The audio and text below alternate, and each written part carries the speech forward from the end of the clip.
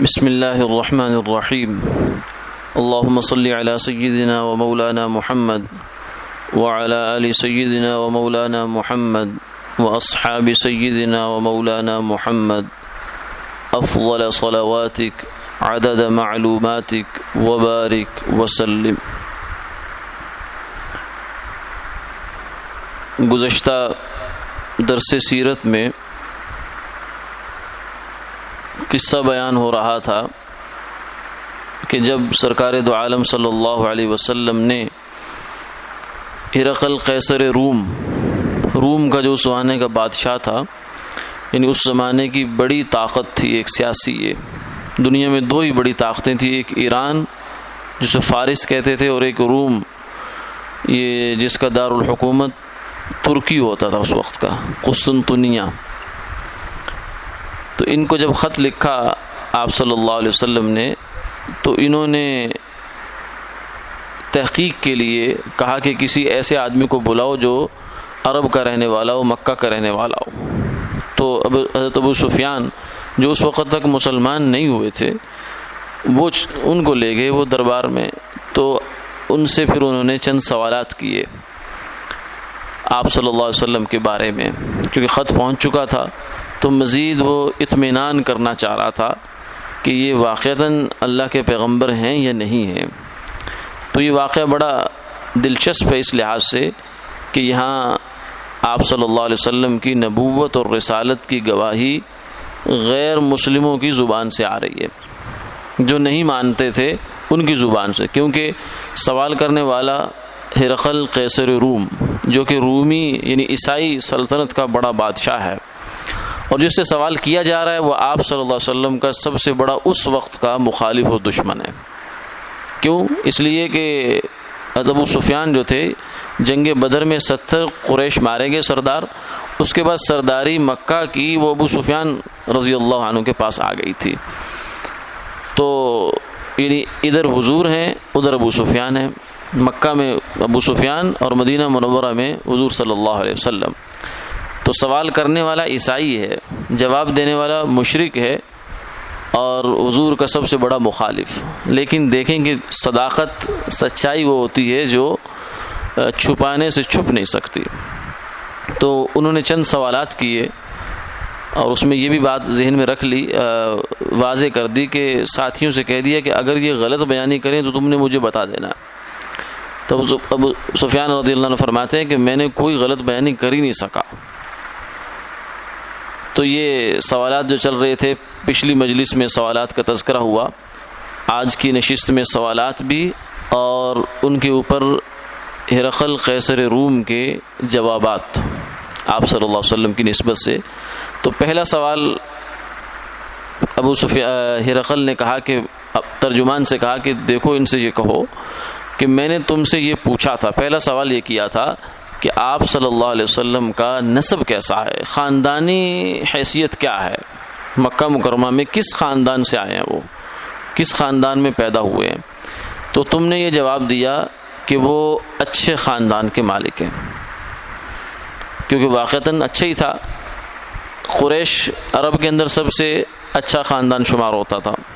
پھر قریش کے اندر سے بنو ہاشم جو آپ صلی اللہ علیہ وسلم کے پردادا ہیں، وہ ان کی شاخ بہت معزز سمجھی جاتی تھی، بیت اللہ کا جو زیادہ تر انتظام تھا وہ انہی کے پاس تھا۔ اسی لیے جب ابرہہ کا لشکر آیا تو حضرت جو خواجہ عبد المطلب ہیں، انہوں نے جا کر ان سے کہا کہ میرے اونٹ واپس کر دو۔ تو ابرہہ نے کہا کہ میں تو سمجھا تھا کہ آپ جو ہے وہ بیت اللہ کی سفارش کرنے آئے ہیں کہ اس کو نہ ڈھاؤ۔ تو آپ نے فرمایا کہ میرا اونٹ ہے تو مجھے اونٹوں کی فکر ہے، بیت اللہ جس کا گھر ہے وہ جانے اس کا کام، مجھے کیا۔ تو بیت اللہ کی جو بات چیت اس وقت کرنے کے لیے ان کے خیال میں جو آدمی گئے تھے وہ عبد المطلب تھے۔ تو عربوں کے اندر کعبہ کی تولیت جس کے پاس ہوتی تھی وہی سب سے بڑا خاندان ہوتا تھا، تو اس لیے فرمایا کہ ہاں وہ تو اچھے خاندان کے مالک ہیں۔ اب اس عیسائی بادشاہ نے یہ کہا وَكَذَلِكَ الرُّسُلُ تُبْعَثُ فِي أَنْسَابِ قَوْمِهَا، بات یہ ہے کہ نبی ہمیشہ اپنے قوم کے سب سے اچھے خاندان میں ہی آتے ہیں، عمدہ خاندانوں میں آتے ہیں، تاکہ کسی آدمی کو اس وجہ سے حق بات ماننے میں رکاوٹ نہ آئے کہ یہ تو نچلے خاندان کا آدمی، میں مانوں گا تو میری عزت جائے گی۔ وہ ہمیشہ معزز اور محترم جو گھرانے ہوتے ہیں، خاندان، اسی کے اندر اللہ تعالیٰ انبیاء علیہ السلام کو بھیجا کرتے ہیں۔ آگے دوسرا سوال انہوں نے کہا کہ میں نے یہ پوچھا تھا آپ سے کہ کیا ان سے پہلے کسی نے نبوت کا دعویٰ کیا؟ تو تم نے جواب دیا کہ نہیں۔ یہ میں نے سوال اس لیے پوچھا تھا کہ ہو سکتا ہے کہ پیچھے کسی نے نبوت کا دعویٰ کیا ہو اور یہ اسی کی نقل کر رہے ہوں۔ تو جب تم نے کہہ دیا کہ نہیں، کبھی ہماری تاریخ میں، خاندانی تاریخ میں کبھی کسی نے نبوت کا دعویٰ نہیں کیا، کیونکہ حضرت ابراہیم علیہ السلام کے 2 بیٹے تھے، حضرت اسحاق اور اسماعیل۔ حضرت اسحاق کی جو اولاد ہے وہ تھے یعقوب علیہ السلام، ان کے آگے 12 بیٹے، یہ بنی اسرائیل ہے۔ اس میں بے شمار انبیاء آئے، لیکن جو ادھر کے شاخ ہے، بنو اسماعیل کہتے ہیں جس کو، اس کے اندر حضرت اسماعیل ہی آخری نبی ہے۔ اس کے بعد بیچ میں ایک لمبا عرصہ گزرا ہے کہ کوئی نبی تشریف نہیں لایا، اور نبی آخر الزمان صلی اللہ علیہ وسلم آخر میں تشریف لائے۔ تو اس لیے نبوت کا دور دور تک جو ہے کوئی نشان نظر نہیں آتا اوپر خاندان میں۔ تو اس پر اس نے کہا کہ یہ بات میں نے سوال اس لیے پوچھا تھا تاکہ اس بات میں بھی مجھے تسلی ہو جائے کہ نبوت کا دعویٰ کوئی اندر سے گدگدایا نہیں ہے خود سے، کہ خیال آیا ہو کہ چلو جیسے پہلے کسی نے کیا اس کو کچھ نہ کچھ عزت ملی تو مجھے بھی مل جائے، ایسی بات بھی نہیں ہے۔ کیونکہ نبی جو ہوتا ہے وہ اس کو اپنی نبوت کا علم بھی نہیں ہوتا نبوت ملنے سے پہلے۔ یہ انبیاء علیہ السلام، اس لیے نبوت کسی محنت سے، کوشش سے، ریاضت سے، مجاہدے سے، عبادت سے نبوت نہیں مل سکتی، قطعاً سوال ہی پیدا نہیں ہوتا، یہ اللہ کا خاص چناؤ ہوتا ہے۔ اس لیے فرمایا کہ ما کنت تدری ما الکتاب ولا الایمان، اے میرے محبوب، وہی آنے سے پہلے نہ آپ کو اس بات کی خبر تھی کہ کتاب کیا ہے، ایمان کیا ہے، اللہ توحید کیا ہے، یہ چیزیں تو آپ نہیں جانتے تھے، جیسے اب وحی کے بعد آپ جاننا شروع ہوئے۔ تو نبی شروع سے ان باتوں کو نہیں جانا۔ موسیٰ علیہ السلام کا واقعہ مشہور ہے کہ نکلے ہیں آگ لینے کے لیے، آگے گئے تو آگ سے آواز آ رہی، انی انا اللہ، میں اللہ ہوں، فاعبدنی، میری عبادت کرو، واقیم الصلاۃ لذکری، اور میری یاد کے لیے نماز قائم کرو۔ تو اس لیے نبی کسی کی تقلید میں یا کسی کی ریس میں نبوت کا دعویٰ نہیں کرتے، یہ تو اللہ کا خاص انعام ہوتا ہے۔ پھر تیسرا سوال کہنے لگا، میں نے تم سے یہ پوچھا ہے کہ کیا کبھی زندگی میں تم نے ان کے اوپر جھوٹ کا الزام لگایا ہو کہ انہوں نے غلط بیانی کی فلاں موقع پر، فلاں جگہ پر، کبھی ایسا ہوا کوئی ریکارڈ پہ تمہارے پاس کوئی واقعہ موجود ہو؟ تم نے کہا نہیں۔ تو فرمایا کہ یہاں سے میں نے یہ نتیجہ نکالا ہے کہ جو انسان، جو شخص 1 روپے کے لیے، 2 روپے کے لیے، کسی انسان کے چھوٹے موٹے معاملے کے لیے جھوٹ نہیں بولتا، تو کیا وہ اتنی بڑی انسانیت کی ذمہ داری اپنے سر پہ لے سکتا ہے جھوٹا ہو کے، کہ وہ اللہ نے اس کو نبی نہ بنایا اور کہے کہ میں اللہ کا نبی ہوں؟ ایسا نہیں ہو سکتا۔ یہ بھی پلس پوائنٹ ہو گیا۔ آگے چوتھا سوال یہ ہوا کہ هل كان من آباء من ملک، میں نے پوچھا تھا کہ کیا تو ان کے جو خاندان میں اوپر کبھی کوئی بادشاہ گزرا؟ تو تم نے کہا نہیں۔ یہ سوال میں نے اس لیے کیا تھا تاکہ پتہ چل جائے کہ کہیں ایسا تو نہیں ہے کہ اصل میں یہ بادشاہت چاہتے ہوں، اصل میں کرسی اور منصب چاہتے ہوں، لیکن نبوت بطور ذریعے کے اور ٹول کے استعمال ہو رہی ہو، کور استعمال ہو رہا اوپر نبوت کا، اور اندر سے بادشاہت چاہتے ہوں، لیکن ایسا بھی نہیں ہے۔ اور اس کا واقعہ بہت مشہور ہے کہ جب مشرکین مکہ تنگ آ گئے تو ایک دن آئے خواجہ ابو طالب کے پاس، آ کہنے لگے کہ اپنے بھتیجے کو سمجھاؤ، آج ہم کچھ بات فائنل کرنے آئے ہیں، اس کو چاہیے کیا، ان سے یہ پوچھ کے بتاؤ۔ اگر یہ چاہتے ہیں کہ ہم ان کو اپنا بادشاہ مان لیں، تو اگرچہ ہمارے اوپر کبھی کسی نے بادشاہت کی نہیں، کیونکہ وہ قبائلی نظام تھا، قبائلی نظام اپنے اوپر کسی کو حکمران نہیں مانتا، کیونکہ وہ اپنی زندگی خود بہت اچھے طریقے سے سیٹل کر کے چلا رہے ہوتے ہیں، ان کو کسی کی ضرورت نہیں ہوتی باہر کی اتھارٹی کی آ کر ان پر حکومت کرے۔ تو انہوں نے کہا کہ ہم کسی کو بادشاہ ماننے کے لیے تیار نہیں ہیں۔ لیکن اگر یہ چاہتے ہیں کہ مجھے بادشاہ بنا لو اپنا اور میں لا الہ الا اللہ کی دعوت چھوڑ دیتا ہوں تو ہم اس کے لیے تیار ہیں. اور اگر یہ چاہتے ہیں کہ کوئی نکاح چاہتے ہیں، کہیں کوئی اچھی رشتہ چاہتے ہیں، تو ہم پورے عرب میں سے چھان کر جو سب سے خوبصورت عورت ہے وہ لا کر ان کو دیتے ہیں. اور اگر یہ مال چاہتے ہیں تو جتنا مال ہمارے پاس موجود ہے ہم وہ لا کر ان کے قدموں میں ڈھیر کر دیتے ہیں. یعنی آدمی عام طور سے، یہاں علماء نے نقطہ پیدا کیا کہ عام طور سے دنیا کی زندگی میں ہماری جتنی ایفرٹس بھی ہیں، کوششیں جتنی محنتیں ہوتی ہیں، ان 3 کاموں کے لیے ہوتی ہیں. یا پیسہ بنیاد ہوتی ہے اس کی، میرے پاس پیسہ جمع ہو جائے، مال جمع ہو جائے. تجارت ہے، ملازمت ہے، جو بھی سیاست ہے، یہ سب چیزیں اسی لیے ہوتی ہیں تاکہ پیسہ آ جائے. یا تو اس لیے ہوتا ہے، یا اس لیے ہوتا ہے کہ اچھی عورت میرے پاس آ جائے، نکاح میرا اچھی جگہ پہ ہو جائے. پوری زندگی لگ جاتی ہے اسی کام کے لیے، کما رہے ہیں، مکان بنا رہے ہیں، گاڑیاں لے رہے ہیں، یہ کر رہے ہیں، وہ کیوں کر رہے ہیں؟ کل کو بچوں کے رشتے اچھے ہو جائیں. پڑھائیاں کیوں اتنی کروا رہے ہیں؟ بچوں کے رشتے اچھے ہو جائیں. تو ایک زندگی کا بڑا وہ ہوتا ہے، مقصد ہوتا ہے. اور پھر تیسری چیز جو ہوتی ہے وہ ہوتی ہے کرسی، عہدہ، منصب، عزت سے ہو میری لوگوں کے اندر، میری واہ واہ ہو، جہاں میں جاؤں 4 بندے میری بات سنیں کان دھر کے، یہ ہوتی ہے. تو یہ 3 جو بنیادی طور سے ایک انسان کی کمزوریاں کہہ لیے جی اس کو ہو سکتی تھی، وہ تینوں کمزوریاں لا کر انہوں نے آپ کے قدموں میں رکھ دی.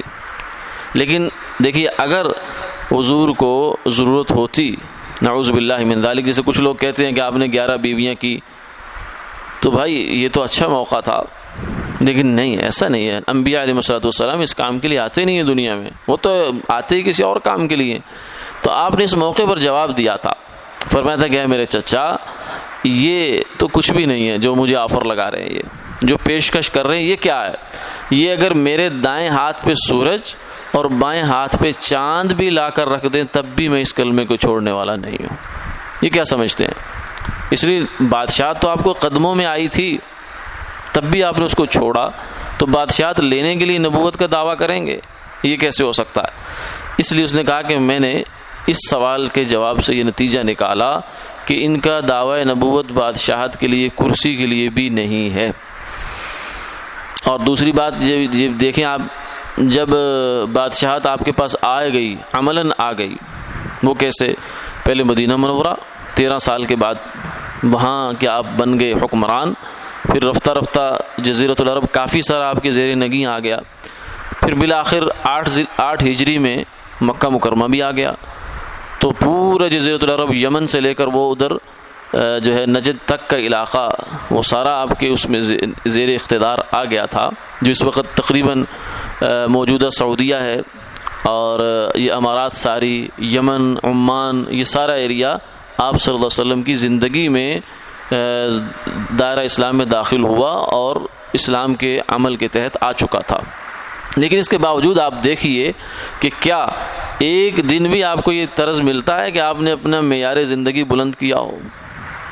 بادشاہ تو کرتے ہیں، جب تک بادشاہت نہیں ہوتی اس سے پہلے تو لوگوں کو دکھانے کے لیے بعض دفعہ سادگی کے بھی ڈھونگ رچائے جاتے ہیں، لیکن جب بادشاہت آ جاتی ہے تو پھر وہ سارا کچھ بھول بھال کے آدمی اسی طریقے سے چل پڑتا ہے، اسی رنگ میں رنگ جاتا ہے.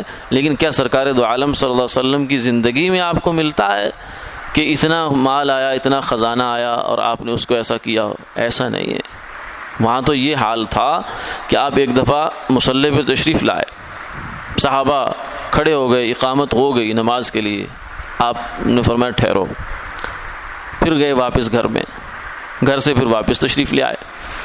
فرمایا کہ ہوا یہ تھا کہ مال کچھ آیا تھا، کہیں سے غنیمت آیا تھا یا صدقہ آیا تھا، تو وہ تقسیم میں نے کر دیا، لیکن 1 دینار یا درہم جو ہے وہ رہ گیا تھا گھر میں.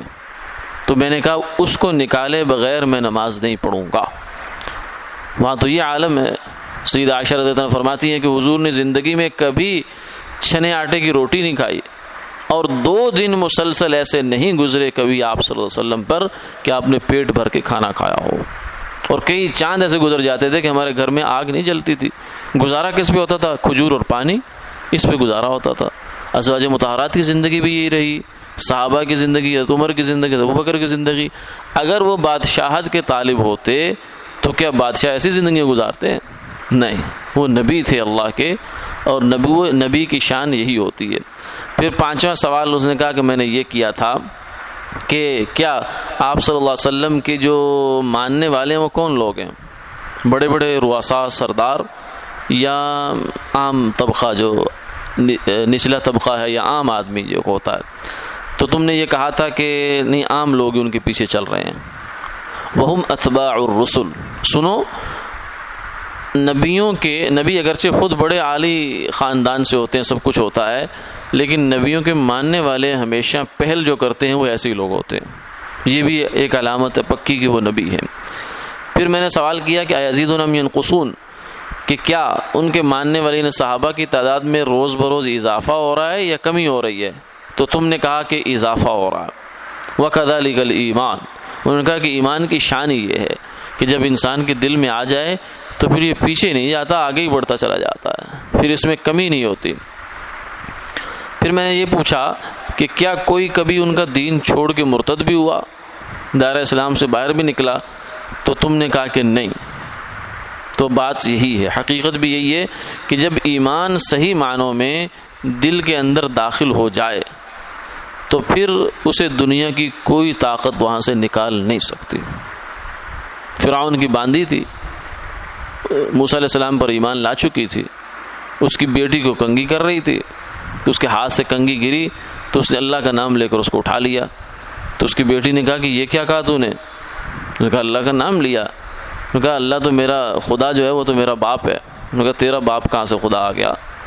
خدا یہ جو ہگتا ہے، موتتا ہے، ہر روز اپنے ہاتھ سے گندگی صاف کرتا ہے، یہ خدا کہاں سے ہو سکتا ہے؟ اس نے کہا نا، بڑائی جو ہے نا اللہ کی شان ہے، بندے کی شان بڑائی نہیں ہے۔ بندے میں کہاں سے بڑائی ہو سکتی ہے جو ہر روز بیت الخلاء میں جا کے اپنا پاخانہ صاف کرتا ہے اپنے ہاتھ سے؟ تو کیا کبھی گٹر صاف کرنے والے بھی نے کہا میں بڑا ہوں، میں بڑا اچھا آدمی ہوں؟ وہ تو یہ کہتا ہے یار میں تو گندگی صاف کرتا ہوں۔ تو ہر انسان کھاتا بھی ہے، کھانے کے بعد اس کو ہگتا موتتا بھی ہے، تو گندگی تو صاف کرتا ہے، تو کیا ایسا آدمی بڑا ہو سکتا ہے؟ تو اس نے کہا کہ تیرا باپ بڑا کہاں سے ہو گیا؟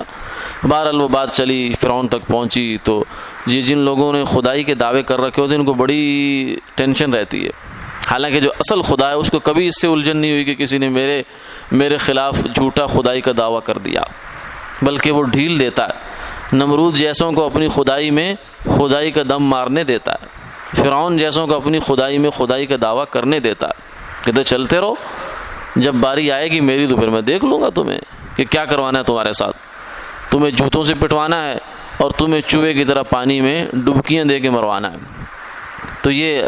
تو اس کے پاس گئی بات، تو بہرحال اس نے کہا کہ اس کو عبرت کا نشان بناؤ۔ بچیاں تھیں 2 اس کی، سب سے پہلے کڑا گرم کروایا تیل کا، اور پہلے ایک بچی کو اس کے اندر ڈال دیا، وہ ڈلتے ہی بیچاری کوئلہ بن گئی۔ اب ماں جو ہے اس کا دل دہلنے لگا، تو فوراً جو ہے اس بچی نے یہ کہا کہ اماں صبر کر، بس تھوڑی دیر ہے کہ اب آگے ایسی زندگی شروع ہو جائے گی کہ وہاں فرعون کا باپ بھی ہمارا کچھ نہیں بگاڑ سکتا، اور اللہ کی کتنی رحمتیں اور جنتیں۔ یا لیت قومی یعلمون بما غفر لی ربی وجعلنی من المکرمین۔ حبیب نجار کو شہید کیا لوگوں نے، تو انہوں نے کہا کہ کاش میری قوم کو پتہ چل جائے کہ میرے ساتھ کیا معاملہ ہوا۔ ان کو سمجھ نہیں ہے کہ انہوں نے کیا کیا، یہ اپنے خیال میں مجھے مارا ہے، انہوں نے مجھے مارا تھوڑی ہے، مجھے ہمیشہ کے لیے زندہ کر دیا۔ تو اس لیے ایمان ایسی چیز ہے کہ دیکھیں اب یہ بڑا امتحان ہوتا ہے، مال چلا جاتا ہے، جان اپنی چلی جاتی ہے، وہ اتنا مشکل نہیں ہوتا۔ اپنی اولاد، بچی اپنی آنکھوں کے سامنے، کڑا ہے تیل کا، اس کے اندر جل کے کوئلہ ہو گئی، اور دوسری نے بھی جلنا ہے، اور پھر ماں کو بھی جلایا جانا ہے۔ اب اس منظر کو ذرا آپ سوچیں تو صحیح کہ کیا ہے، لیکن کون سی چیز ہے جو اس عورت کو یہاں ثابت قدم رکھے ہوئے ہے؟ یہ ہوتا ہے ایمان کی طاقت۔ یہ کہا ہرقل نے وَكَذَلِكَ الْإِيمَانُ حِينَ تُخَالِطُ بَشَّاشَتُهُ الْقُلُوبُ۔ یہیں پہ ایک عالم کہنے لگے کہ یہ جو ہم ہلکے آزار، چھوٹے چھوٹے جھوٹے عذر ہم کر دیتے ہیں، میں نے حرام کیوں کمایا؟ کیونکہ جی میرے بچے جو ہیں وہ بھوکے مر رہے تھے۔ اچھا جی میں نے رشوت کیوں لی؟ بچے بھوکے مر رہے تھے۔ نماز کیوں چھوڑی؟ وہ جی میری مزدوری پوری نہیں ہو رہی تھی۔ تو یہ جو جھوٹے جھوٹے عذر ہیں ہمارے پاس، یا کوئی کہتا ہے جی میں نے قادیانیوں کا فارم پر کر دیا، کیوں؟ اس لیے کہ میرے بچے بھوکے مر رہے تھے۔ مولوی صاحب تمہیں کیا ہے، تم تو بس باتیں ہی کرتے ہو، تمہیں کیا خبر کہ دنیا میں کیا ہو رہا ہے۔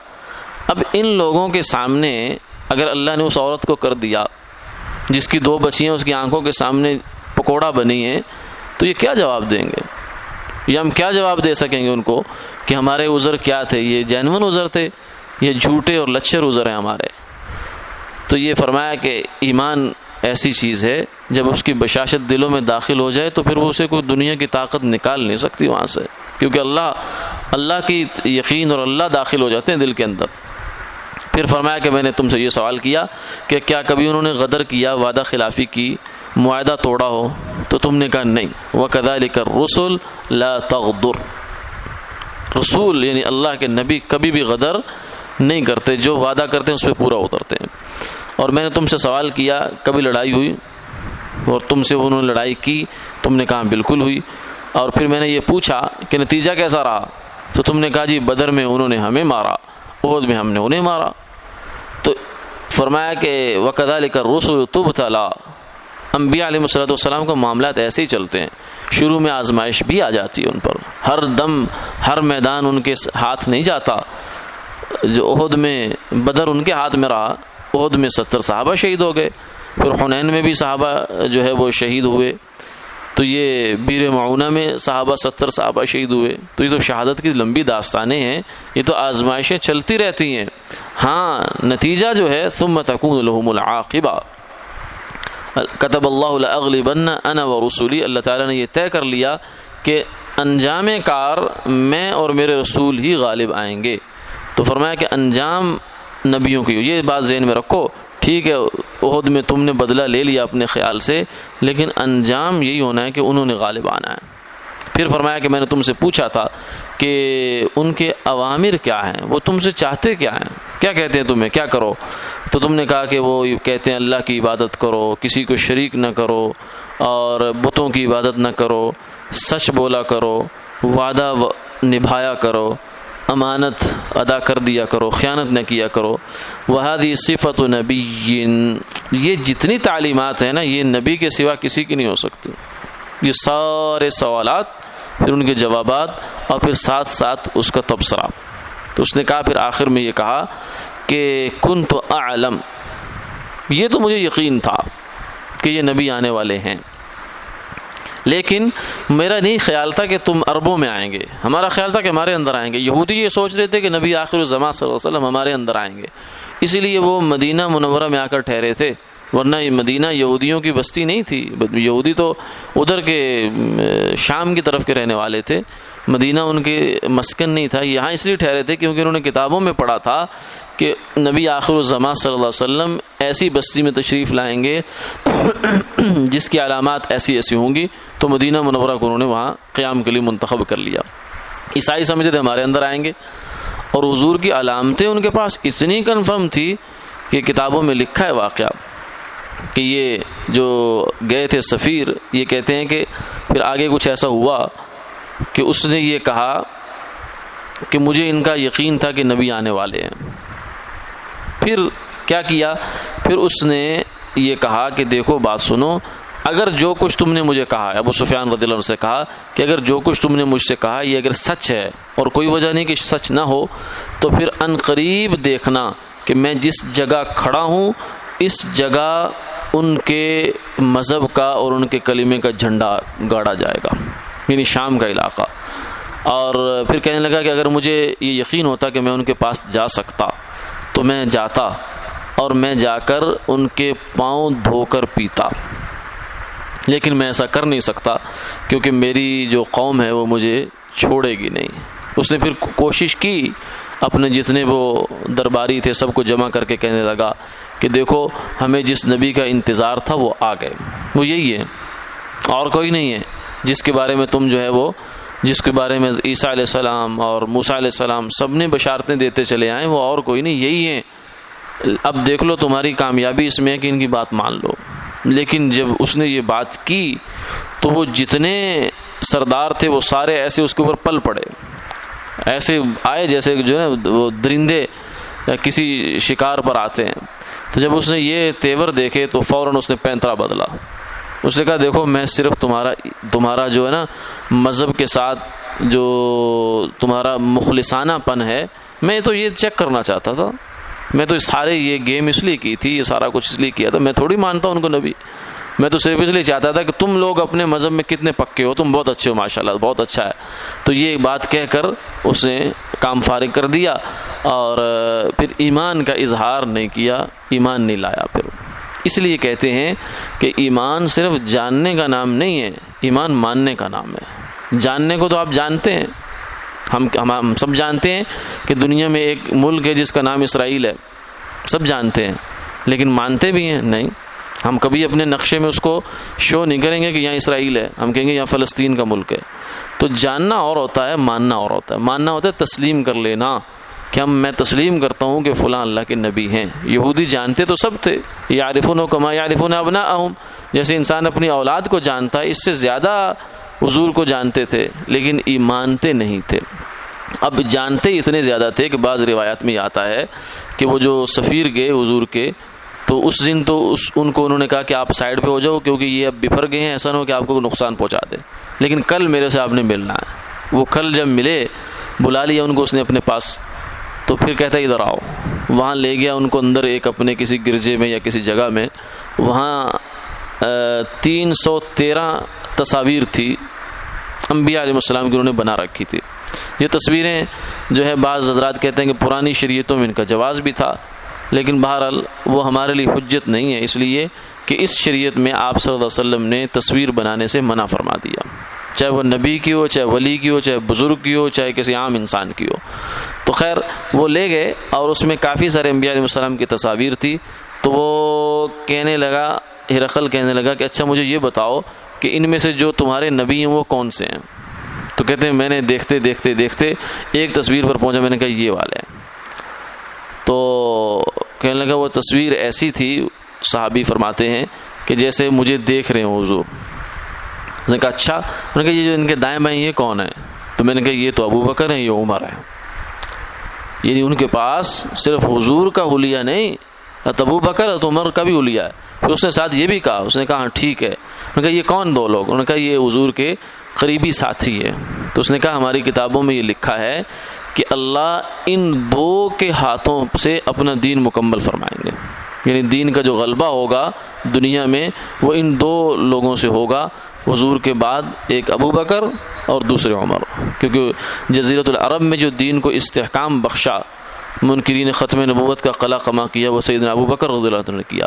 شام کی طرف لشکر، عراق کی طرف لشکر، پھر اس کے بعد جو اس کی تکمیل ہوئی ہے وہ جناب سیدنا عمر رضی اللہ تعالیٰ عنہ کے زمانے میں ہوئی. اور یہ دو بڑی بڑی جو سلطنتیں تھیں، فارس اور روم دونوں، ان دونوں کے خزانے مسجد نبوی میں ڈھیر ہوئے. وآخر دعوانا الحمدللہ رب العالمین.